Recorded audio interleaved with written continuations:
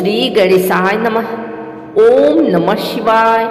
ओम नमो नारायणाय। जय श्री राधे कृष्ण। जय गंगा मैया। जय सनातन धर्म। प्रिय भक्तजनों, माताओं, बहनों और श्रद्धालु भाइयों, आज हम आप सभी के समक्ष पवित्र माघ मास के अद्भुत महात्म्य का श्रवण करने जा रहे हैं।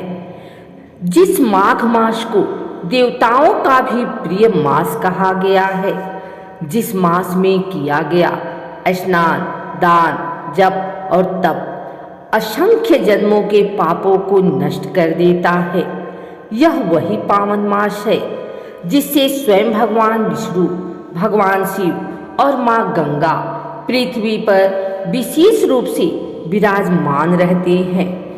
हे भक्तों, इस कथा को सुनने मात्र से मन शुद्ध होता है, बुद्धि निर्मल होती है और जीवन में पुण्य का उदय होता है।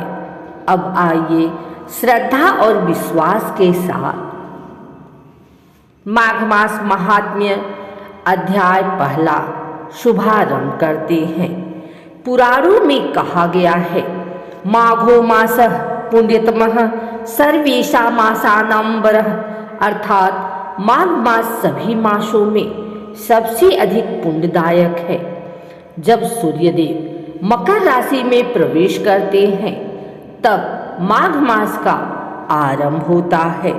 यह मास पौष पूर्णिमा से लेकर माघ पूर्णिमा तक माना जाता है। इस काल में गंगा, यमुना, सरस्वती, नर्मदा, गोदावरी सभी नदियाँ अत्यंत पवित्र और पुण्यदायिनी हो जाती हैं। माघ स्नान का अद्भुत महत्व। ऋषि मुनि कहते हैं, माघ मास में प्रातःकाल सूर्योदय से पूर्व नदी, तालाब या जल से स्नान करने वाला मनुष्य जीवित रहते हुए भी मुक्त हो जाता है।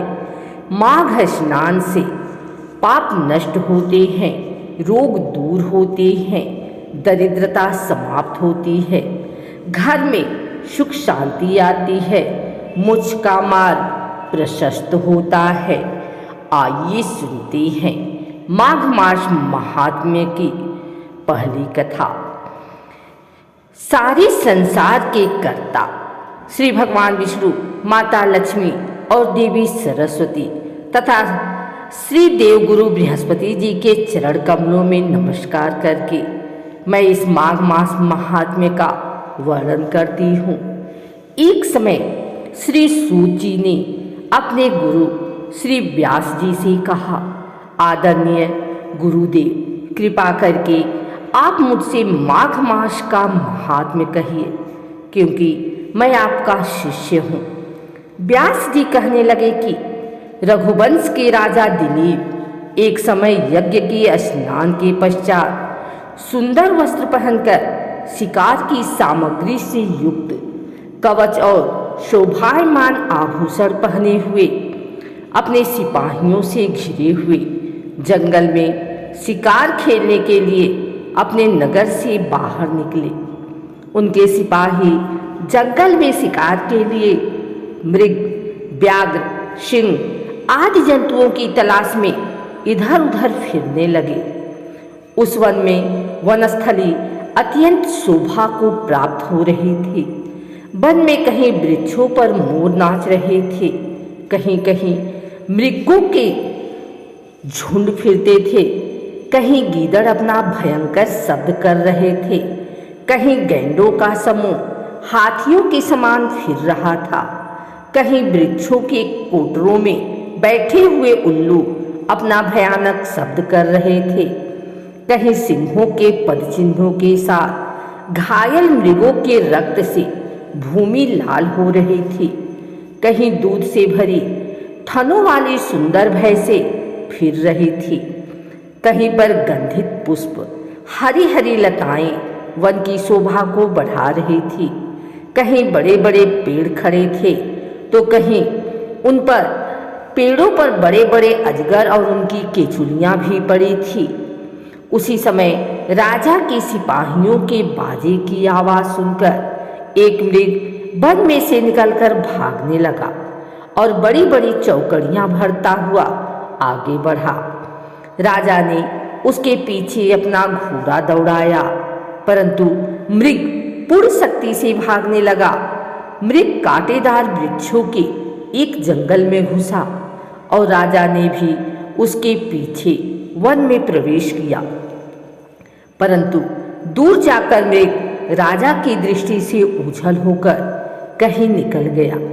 राजा निर्जन वन में अपने सैनिकों सहित प्यास के मारे अति दुखी हो गया। दोपहर के समय अधिक मार्ग पर चलने से सैनिक थक गए और घोड़े रुक गए। कुछ थोड़ी देर बाद राजा ने एक बड़ा भारी सुंदर सरोवर देखा, जिसके किनारों पर घने वृक्ष थे। इसका जल सज्जनों के हृदय के समान पवित्र था। सरोवर का जल लहरों से बड़ा सुंदर लगता था। जल में अनेक प्रकार के जल जंतु, मछलियां आदि स्वच्छंदता से इधर उधर फिर रही थी। दुष्टों के समान निर्दयी चित्त वाले मगरमच्छ भी थे। किसी किसी जगह लोभी के घर के समान शिमाल भी पड़ी हुई थी। जैसे विपत्ति में पड़े हुए लोगों के दुखों को हरने वाले दानी पुरुष के समान यह सरोवर अपने जल से सबको सुखी करता था, जैसे मेघ चालक के दुख को हरता है। इस सरोवर को देखकर राजा की थकावट दूर हो गई। रात्रि को राजा ने वहीं विश्राम किया और सैनिक पहरा देने लगे और चारों तरफ फैल गए। रात को अंतिम समय में शुक्रों के एक झुंड ने आकर अंतिम समय में पानी पिया और कमल के झुंड के पास आया। तब शिकारियों ने सावधान होकर शुक्रों पर आक्रमण किया और उनको मारकर पृथ्वी पर गिरा दिया। उस समय सब शिकारी कोलाहल करते हुए बड़ी प्रसन्नता के साथ राजा के पास गए और राजा प्रभात हुआ देखकर उनके साथ ही अपनी नगरी की तरफ चल पड़ा।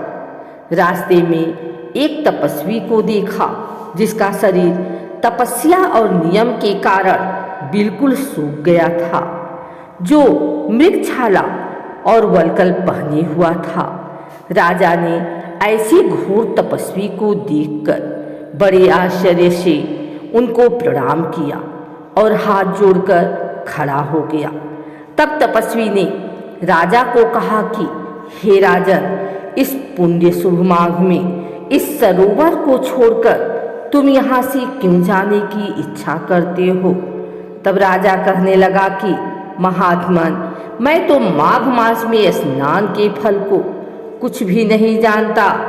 कृपा करके आप विस्तार पूर्वक मुझको बतलाइए, ये माघ मास क्या है और इसका स्नान क्यों इतना श्रेष्ठ है? ऋषियों ने कहा, माघ मास में स्नान शरीर को शुद्ध, जप मन को शुद्ध, दान धन को शुद्ध, व्रत आत्मा को शुद्ध, जिसका जीवन शुद्ध वही भगवान को प्रिय है। हे भक्तों, यह थी माघ मास महात्म्य की पहली कथा, जिसमें आपने जाना माघ मास का महत्व, स्नान दान और व्रत की महिमा, देवताओं की विशेष कृपा। जो श्रद्धा से इस कथा का श्रवण करता है, उसके जीवन में कभी अभाव नहीं रहता है।